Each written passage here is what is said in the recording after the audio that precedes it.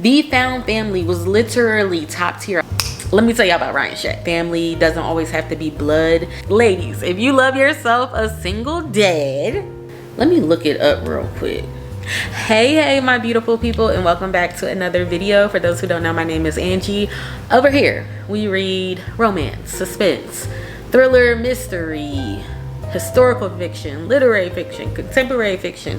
If that sounds like something you're interested in, please tap the subscribe button. I would love to have you and be a part of the fam. But anyway, y'all, we are here to talk about one of my favorite, absolute favorite series of all time. Yeah, I'm pretty sure you saw it in the caption. The Windy City series by Liz Tomforde. Think big city, think bright lights, think club scene, think just good vibes, okay? Just good vibes. That's what this series gave, and it, oh my gosh, I love it so much. So it follows the major leagues. We're talking hockey, we're talking basketball, we're talking baseball, and I think that's it. Did I say basketball? Yeah, basketball too. Pretty much all major league sports. And let me tell you, when I tell you I ate this series up, I ate it down. I absolutely adored it. So we're going to get into the 5 books and share some updates on what's to come out of this in this video. So stick around and hear my thoughts on this. So the first book in the series is Mile High, of course by Liz Tomforde. It follows Xanders and Stevie. Stevie is the female main character and Xanders is the MMC. It's giving enemies to lovers, it's giving forced proximity and all the things. And the enemies to lovers vibes comes into play because Xanders is a playboy. He's one of the hockey players that is always in the penalty box. He's always just stirring up trouble, and he's always leaving with a little tenderoni on the side after the games and at clubs and stuff like that.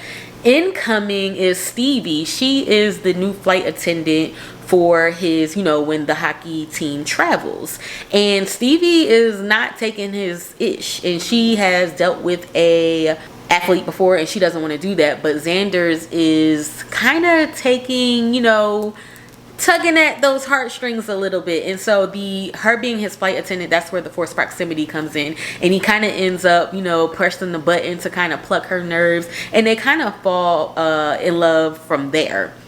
I love the representation because, if I'm not mistaken, Stevie was of mixed race. They talked a lot about her curls, and I know that some people said that the writer, Liz Tomforde, the author, did not convey, or the way that she would describe her curls as wild wasn't really culturally appropriate or something like that. I didn't take it like that. Listen, my curls, I'm a black girl. My curls get a little bit wild. It is what it is, like, you know. But I think because she's a white woman writing about black hair, maybe that's what kind of made people feel away. I don't know. But anyway, I love this series, or this book. It was probably my least favorite, but I pretty much 5-starred all of them. But yeah, this was probably my least favorite one. So the second book in the series is The Right Move, and whew, this one followed basketball. So it followed Ryan Shay, he was a basketball star, and then it followed Indy, which is the female main character and the best friend of Stevie. Now Stevie in the first book is also Ryan Shay's brother, so it's interconnected. And one thing that I will say about this series, you don't have to read them in order, but for me, I love to read series in order because it gives perspective. Even if the author says you don't have to read it in order, I still like to do it because you kind of get, and you'll see in this series, like in Mile High, Rio was in the last book.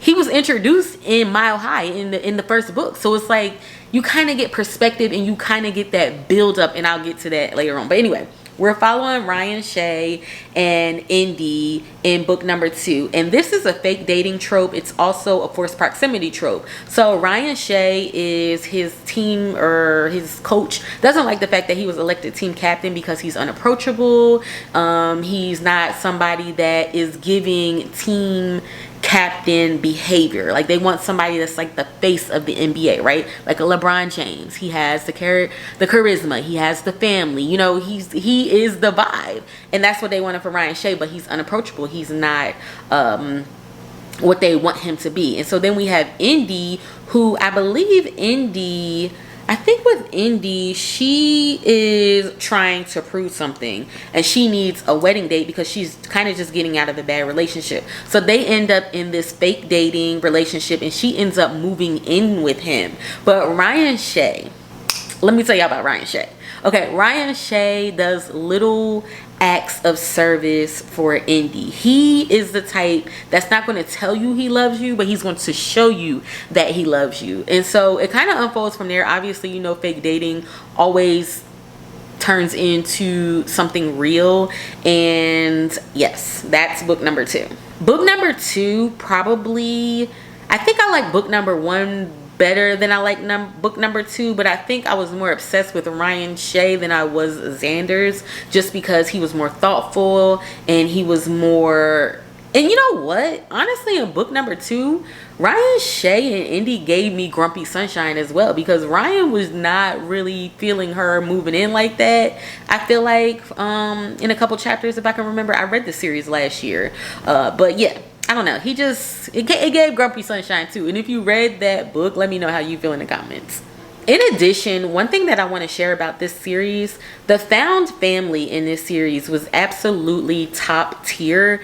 There is one other series, I think it's Lost and Found series, I'm not sure, but in Fire Company 143. But anyway, I've digressed. I'm all over the place right now. But anyway, this series with the found family is just extremely the best thing. I love books when we can realize that family doesn't always have to be blood.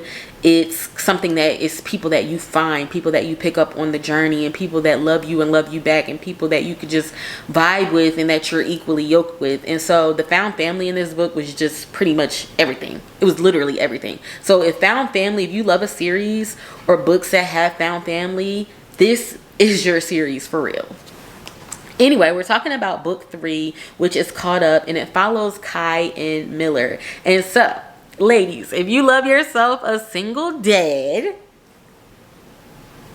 Kai is the man, okay? It's giving forced proximity. It's giving single dad. It's giving girl who is kind of just in her own little world trying to settle down. Like Miller and Kai. Miller is the daughter. So now we're in the baseball series, right? Miller is the daughter of the coach of the baseball team that Kai is. I think Kai was the pitcher, or we ain't even gonna go there because I'm about to start making stuff up. But anyway, Kai is a single dad, and he is kind of one of those people that goes through nannies. Like nobody is good enough for his son. So the coach is like, well, listen, my daughter is coming into town because she's like a chef or a pastry chef or something like that, and she's just spending the summer, you know, in Chicago. And so the dad is like, here, you need to hire her because we're not going to keep doing this, you firing every nanny and assistant. And it's really good because it's set up that the baseball team allows Kai's son to travel with the team. So there we go with that found family, that protection and all the things. And so Miller, he's not really liking Miller because she has the sleeve. Like she is just giving, and I think they meet in the elevator and she is like, has a beer or something like that. Like she is not coming off as, you can watch my kid. You know what I mean? So they kind of, Miller ends up getting the job, and of course it's forced proximity because she's around the son a lot. I don't know if she ends up moving in or not, but she's just around them a lot. She ends up falling so in love with the little boy in the book, ending up falling in love with Kai, and he's falling back. And there's a little bit of conflict because at the end, Miller is getting ready to leave and head out. And so she's deciding whether she wants to stay and have this family or if she wants to continue on her journey and just be, you know, what she wants to be and keep moving the way that she was moving as a single woman. So yeah, that's pretty much the conflict with that. I absolutely love Kai and Miller together. I love the single dad trope.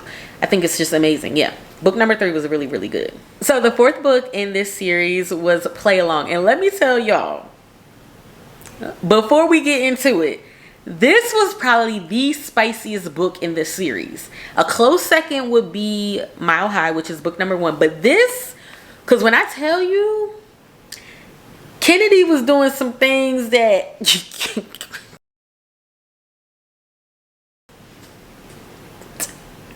It's spicy, okay? And if you don't like spice, you might want to skip over the chapters. You know, listen, I warned you. Don't say I did not warn you. I warned you. Play Along is spicy as heck. But anyway, Play Along follows Isaiah and Kennedy. Again, I love the representation in this series. So Kennedy was a black girl. Isaiah is the brother of Kai, the male main character in book 3, Caught Up. So this is a fake dating, workplace romance. Of course, another forced proximity. We have found family in it. Book. Isaiah is... Actually, I don't really remember too much about this. Let me look it up real quick, because I don't want to tell y'all the wrong thing and then y'all read it and be like, what was this girl even talking about? We don't want to do that. Okay, so Kennedy is the only woman on the staff for the Windy City Warriors. So we're still in baseball at this point. She's desperate to land her dream job with a new team next year. All she has to do is maintain her professional reputation for her final season in Chicago. But she goes to Las Vegas and runs into the team's shortstop, and they end up leaving with a ring on their finger. Now, Isaiah has always had a crush on Kennedy. Even you see this in previous books, that he's always had a crush on Kennedy, but Kennedy was in a relationship, and, you know, obviously they end up breaking up. So now it's time for him to shoot his shot. Okay, now it's coming back to me a little bit. Kennedy is just like, no, this is not happening. But like I said, they end up in Vegas married. So they end up staying married because Isaiah Rhodes, who is reckless, impulsive, and frustratingly charming, he's also my brand new husband. What happens in Vegas doesn't always stay in Vegas. I've had my fair share of fame, but that all ended the day Kennedy K became a single woman. Okay, I told you guys that. I've crushed on the team's athletic trainer for years. I've told you guys that. I flirted to Noah Bell. I've told you guys that. We agreed to stay married. Okay, this is what I didn't tell you. We agreed to stay married for one baseball season, just long enough to keep her job safe. But in my mind, I'm using our time together to prove to her I'm husband material. Kennedy might be reluctant to join in on our game, but it's one I refuse to lose. So come on, wife, play along. Yeah, so Kennedy is not really happy. They more so try to stay in this marriage of convenience. That's another trope too. To like he said, satisfy, or like the blurb says, satisfy keeping her job. And then I forget what was going on with him. This book is a little bit hazy to me. I wouldn't say I didn't like it. It's just, for some reason, it's a little bit hazy to me. But this year, rewind it back, the 5th and last book in the series comes out with Rio and Hallie. It's given second chance romance. It's given friends to lovers. It's giving a little bit of forced proximity. It's giving great found family. I absolutely loved it. So Rio and Hallie, as teenagers, kids, they grew up together, next door neighbors if I'm not mistaken. They end up breaking up. And when I tell you, I did not see, well, closer to the reading, I saw it. I did not see in the beginning that this being their storyline. They broke up for something that was totally out of their control. I feel like it was so sad that was the way that they broke up. And it kind of broke my heart because they were kids. Like they're 18, 19 years old. Like you're literally still a child at that point. And come to find out, she comes back to Chicago and is his next door neighbor. She moves in with a girl that Rio is friends with, and he comes over and he's like, oh, your house is nice. And she's like, oh yeah, this interior designer I know, which is his ex. He does not know that at the time he hires her, but when they finally meet, he instantly kind of dislikes her and hates her because he feels like she broke his heart. She feels like he broke her heart. It's just a lot of misunderstandings there. I wouldn't say miscommunication because I don't like that trope, and I absolutely love this book. It was my favorite in the series. But there was just some misunderstandings there and some feelings and some forgiveness that needed to happen that wasn't really that person's fault. And I loved Hallie in this book. She was a super badass. Like she was taking care of things and just she was dealing with a lot. And I love how Rio kind of showed up for her when she actually needed him to show up. Now, Rio. Oh my God, I love him. Just to talk about this real quick. Rio, the girl who he was neighbors with that Hallie moved in with. I have a feeling that we're going to LA with that girl. It's going to start out with her and that family, and we're going to follow those siblings in LA. That's what it seems like it was building up to. So I'm really, really super excited. Liz Tomforde, she wrote one hell of a series with this, and I absolutely loved it. Also, Miller's dad, who was in, I think, book number 4, Caught Up, he is getting a little spinoff. So I'm excited to hear that as well. Like, I was really, really excited that the series is ended, but it's not ended yet. We might get like a little wrap up of where everybody is. And I love how in each book you see people come together. You see them show up for one another. They have family dinners. Like, the found family was literally top tier. I can't say that enough. I absolutely I love this series. It was 100% a 5-star series for me. It's 100% a series that I would recommend. It's 100% just a great read. The books are kind of thick, but they're totally worth it to sit down and just binge in a week or so. Yeah. So that's all I have for you. I just wanted to share my thoughts on this. I've been trying to do this video for a long time because I've finished Rewind It back a couple months ago, and yeah, I just wanted to sit and talk about this series as a whole and how much I truly loved it and just how much I adored it. So yeah, I can't say that enough, y'all. Anyway, I will see you guys all in the next video. We're gonna do some type of fun vlog, and yeah, bye guys. So the first book in the series follows Xander. 3, 2, 1. And when I tell you, this was probably the shoot, let me take my teeth out.